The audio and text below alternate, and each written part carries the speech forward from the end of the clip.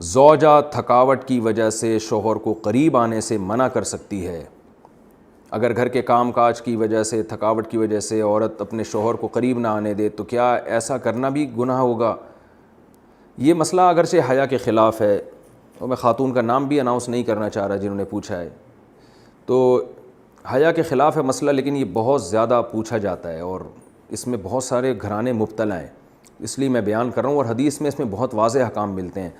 آپ صلی اللہ علیہ وسلم نے فرمایا جو عورت شوہر کو قریب نہ آنے دے اور شوہر اس کی وجہ سے ناراض ہو کے سو جائے تو اس عورت پر پوری رات فرشتے لعنت کرتے ہیں۔ بہت شدید وعید ہے۔ وجہ اس کی ظاہر ہے کہ اللہ نے مرد میں یہ سیکشول ڈیزائرز بہت زیادہ رکھی ہیں۔ اگر عورت اپنے شوہر کا اس معاملے میں ساتھ نہیں دے گی تو مرد کے قدم جائیں گے گناہوں کی طرف۔ وہ دفتر میں لڑکیوں کو دیکھے گا، وہ ٹھرکی بنے گا جو کہ بن رہے ہیں آج کل۔ تو عورت پر لازم ہے کہ وہ زینت اختیار کرے اور مرد کو کسی اور کے پاس جانے کے قابل نہ چھوڑے وہ، تاکہ مرد بھی اس سے محبت کرے اور وہ ادھر ادھر جو منہ مار رہا ہے اس سے بچے۔ دیکھیں یورپ میں تو اس کو جرم سمجھا جاتا ہے کہ بیوی کی پرمیشن کے بغیر شوہر اس کے پاس چلا جائے، وہ جرم سمجھتے ہیں۔ وجہ اس کی ہے کہ ان کے ہاں بے حیائی کو اتنا بڑا جرم ہی نہیں ہے۔ وہ اگر مرد کل دن میں کسی اور کے پاس چلا جائے تو وہ اس کو اتنا سیریس نہیں لیتے۔ اسلام میں تو یہ بہت بڑا جرم ہے کہ آپ کے لیے اللہ نے جس زوجہ کو بنایا آپ اس کے علاوہ کسی اور کے پاس کیوں جا رہے ہیں۔ تو یہ حکمت اس وقت تک حاصل نہیں ہو سکتی جب کہ عورت اس میں اپنے مفاد پر شوہر کے مفاد اور شریعت کے مفاد کو ترجیح نہ دے۔ تو جب تک عورت کو کوئی بیماری نہ ہو، ہاں بیماری ہے تو ایک الگ بات ہے، عورت اگر بیمار نہ ہو تو اس کے لیے جائز نہیں ہے کہ وہ اپنے شوہر کو اپنے قریب آنے سے روک دے۔ تو اصل مسئلہ تو یہی ہے۔ لیکن شوہر کو بھی بہرحال یہ چاہیے کہ اگر اس پہ بہت زیادہ غلبہ نہیں ہے اور اسے گناہ کا خطرہ نہیں ہے اور وہ یہ سمجھ رہا ہے کہ زوجہ کام کاج کی وجہ سے بہت زیادہ تھک گئی ہے، اس کی نیند میں بہت خرابی ہوگی، تو شوہر کے لیے بہرحال اخلاقیات کا تقاضا یہ ہے کہ کہیں بھاگی نہیں جا رہی ہے، زندگی بھر آپ کے ساتھ ہی ہے، تو تھوڑا سا اپنی خواہش کو آپ کنٹرول کر لیں۔ اخلاقیات کا تقاضا ہے۔ قانون تو ایسے موقع پہ شوہر کا ساتھ دے گا، اسلامی قانون عورت کو برا کہے گا، لیکن اخلاقیات بھی کوئی چیز ہوتی ہیں، بھئی آج کے بجائے صبر کر لو تو اور اپنے آپ کو کنٹرول کر لو۔ تو کبھی کبھار اگر ایسا ہوتا ہے تو شوہر کو چاہیے کہ وہ اخلاقیات کا مظاہرہ کرے اور بیوی کو مجبور نہ کرے، لیکن بہرحال قانون یہی ہے کہ عورت کے لیے اپنے آپ کو روکنا جائز نہیں ہے، کیونکہ اس میں عورت کا کوئی خاص نقصان بھی نہیں ہوتا۔ انرجی تو مرد کی یوٹیلائز ہوتی ہے بہت زیادہ، تو عورت جس کا زیادہ نقصان نہیں ہو رہا اور مرد جس کا بیڑا غرق ہونے کا خطرہ ہے، اس کی نیند خراب ہو سکتی ہے رات کی اور پھر اگلے دن اس کو گناہ کا خطرہ ہے۔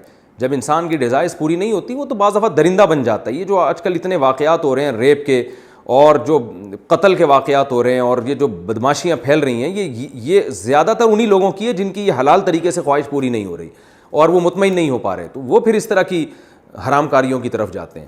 تو اس لیے شریعت نے بہرحال حکم دیا ہے کہ اس معاملے میں عورت شوہر کا ساتھ دے۔ عورت جان بوجھ کر شادی نہ کرے تو کیا گنہگار ہوگی؟ میری 2 جگہ طلاق ہوئی ہے اور میری ایک بیٹی ہے، ابھی میں شادی نہیں کرنا چاہتی، میں بیمار بھی رہتی ہوں، تو اگر میں شادی نہیں کروں تو کیا مجھے گناہ ہوگا؟ دیکھیے آپ شادی نہ کریں تو کوئی گناہ نہیں ہے، کوئی شادی فرض واجب نہیں ہے، آپ کا اگر موڈ نہیں ہے تو نہ کریں شادی آپ، لیکن سنت مؤکدہ بہرحال یہی ہے جوان عورت اور جوان مرد کے لیے کہ وہ شادی کے بغیر نہ رہیں۔ اس کا بچوں سے تعلق نہیں ہے کہ آپ کے 3 بچے ہیں کہ 4 بچے ہیں یا آپ کو 2 دفعہ طلاق ہوئی ہے 3 دفعہ طلاق ہوئی ہے۔ شریعت میں جو ہمیں تعلیمات ملتی ہیں وہ یہ ہے کہ شریعت نے مرد کے لیے بھی اور عورت کے لیے بھی بغیر نکاح کے زندگی کو پسند نہیں کیا، کیونکہ اس میں گناہ کا بہرحال خطرہ ہوتا ہے۔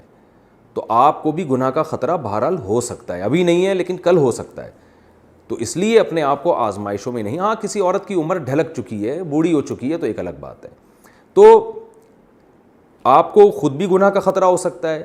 نمبر 2، نکاح کرنے میں فائدہ کیا ہے کہ آپ خود بھی گناہ سے بچیں گی اور ایک مسلمان مرد کو بھی برائی سے بچا لیں گی، اس کو بھی تو عورت برائی سے بچا لیتی ہے ایک حلال تعلق قائم کر کے، تو بہرحال اس کا فائدہ ہی ہے۔ پھر ہو سکتا ہے اللہ آپ کو کوئی اور ایسی اولاد دے دے جو ان تینوں سے اچھی ہو۔ قرآن اولاد کے بارے میں کہتا ہے لا تدرون ایہم اقرب لکم نفعا، اولاد کے بارے میں تمہیں پتہ نہیں ہے کہ کون سی اولاد تمہارے لیے بہتر ہے۔ اس بارے میں ابو داؤد کی ایک حدیث پیش کی جاتی ہے کہ نبی صلی اللہ علیہ وسلم نے فرمایا جو عورت بچوں کی وجہ سے نکاح نہ کرے اپنے بچوں کی خاطر تو قیامت کے دن وہ میرے ساتھ ہوگی۔ یہ حدیث بالکل بہت زیادہ ضعیف ہے، اس سے استدلال درست نہیں ہے، اور یہ قرآن و سنت کی دوسری نصوص کے بھی خلاف ہے۔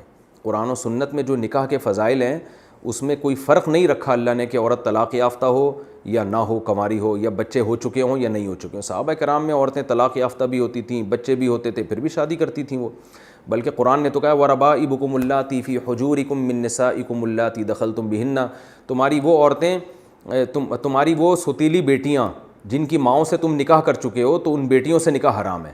تو اس سے پتہ چلے صحابہ کرام جب عورتوں سے نکاح کرتے تو سوتیلی بیٹیاں بھی ان کے ساتھ آتی تھیں۔ قرآن کہہ رہے ہے جو تمہاری گود میں پلتی ہیں سوتیلی بیٹیاں۔ تو یہ معاشرے میں اس کلچر کو فروغ دینا چاہیے۔ اس لیے میں آپ کو مشورہ دوں گا کہ آپ کوئی بھی آپ کو ہم پلہ کفو رشتہ ملتا ہے تو آپ اس سے بہتر ہے کہ نکاح کر لیں، لیکن بہرحال زبردستی نہیں ہے اس میں، یہ کوئی ایسا حکم نہیں ہے جو کسی سے گن پوائنٹ پہ کروایا جا سکے۔